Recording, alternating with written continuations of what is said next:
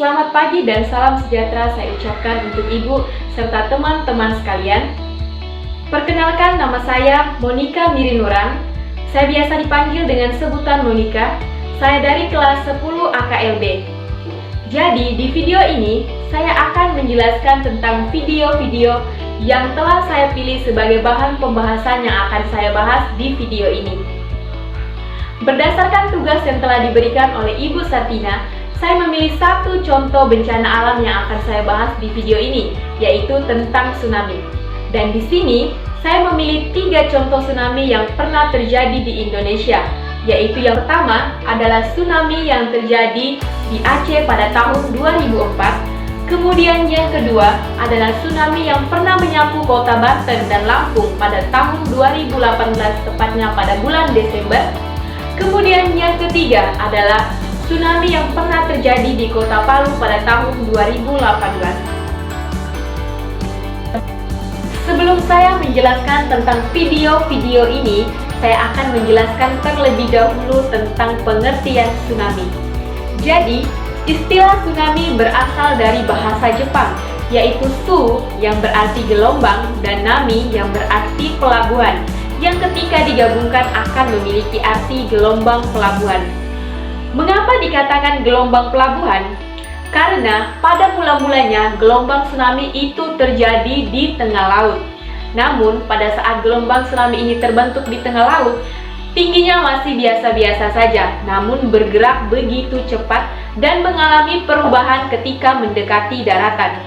Pada saat gelombang tsunami ini mendekati daratan, gelombang tsunami ini akan mencapai tinggi yang begitu besar, dapat mencapai tinggi puluhan meter dan tentunya sangat berbahaya. Oleh karena itu, gelombang tsunami atau tsunami dikatakan sebagai gelombang pelabuhan karena tinggi tsunami akan sangat tinggi pada saat mendekati daratan. Setelah saya menjelaskan tentang pengertian dari tsunami, saya akan langsung membahas tentang video-video tsunami yang telah saya pilih. Jadi di sini yang pertama saya akan bahas adalah tentang video tsunami yang terjadi di Aceh pada tahun 2004.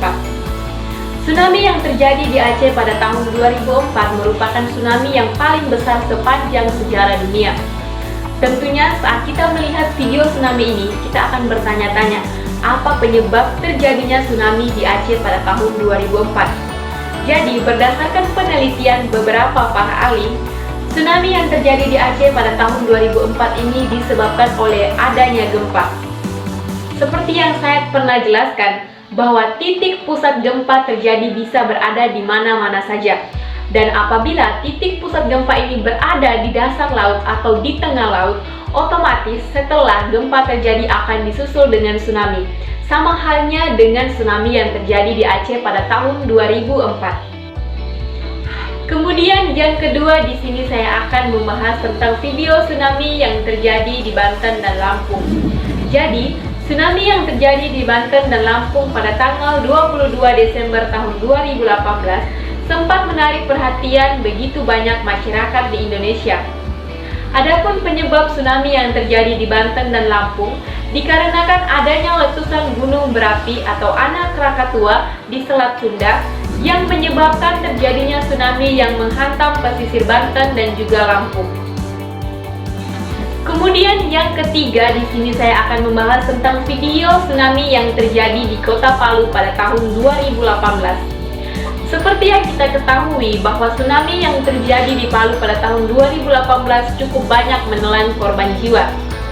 Menurut para ahli biologi, penyebab terjadinya tsunami di kota Palu bukan karena adanya gempa, melainkan karena adanya tanah longsor yang terjadi di dasar laut atau di bawah laut.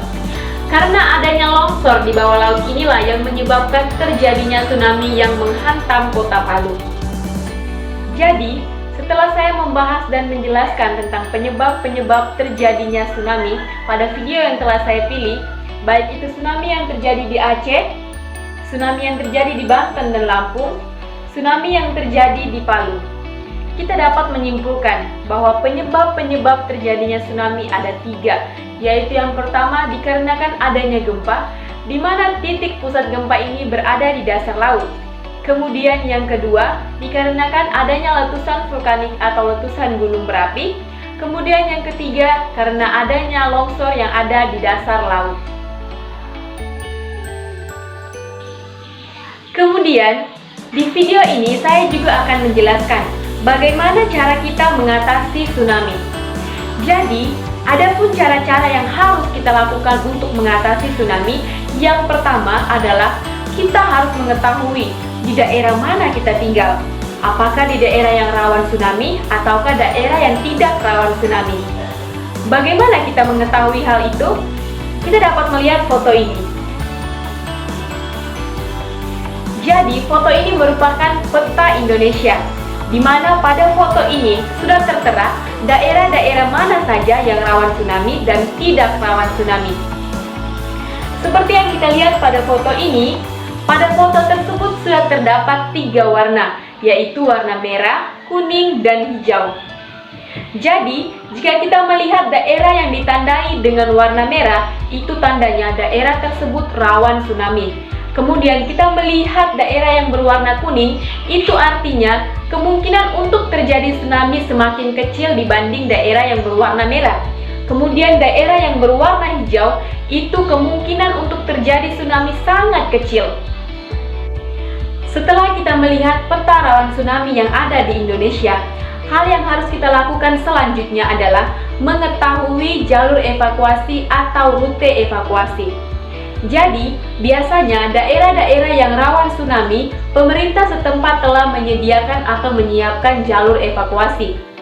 Adapun fungsi dari jalur evakuasi ini adalah agar pada saat tsunami terjadi, masyarakat dapat lari dengan aman untuk mencari tempat perlindungan.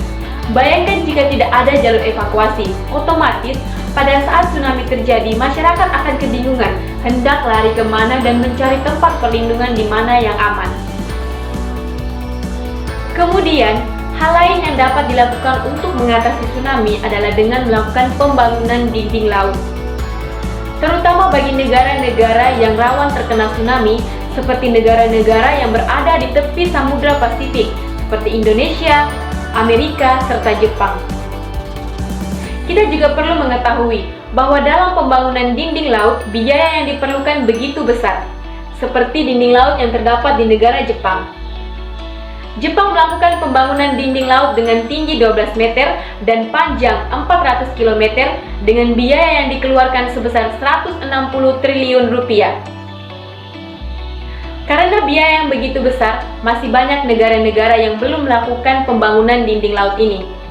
Namun masih ada hal yang dapat kita lakukan untuk mengatasi tsunami, yaitu dengan menanam vegetasi laut. Jadi, vegetasi laut ini merupakan pepohonan-pepohonan yang ditanam di pinggir laut. Pepohonan-pepohonan yang ditanam di pinggir laut ini meski tidak sepenuhnya dapat mencegah tsunami dan melindungi orang-orang, tapi pepohonan ini dapat menghambat laju air tsunami dan meredam energi tsunami ketika datang. Oleh karena itu, pepohonan-pepohonan yang ditanam di pinggir laut sangat berperan penting dalam mengatasi tsunami. Sekian penjelasan dari saya tentang bencana alam yang berkaitan langsung dengan tsunami. Saya berharap dengan adanya video ini, teman-teman sekalian serta saya pribadi dapat lebih mengerti dan memahami tentang bencana alam yang berupa tsunami. Saya juga ingin meminta maaf sebesar-besarnya jika ada kesalahan pada video ini, baik dari segi kata maupun dari segi materi yang saya bawakan. Mungkin itu saja yang bisa saya sampaikan. Saya ucapkan selamat pagi dan salam sejahtera.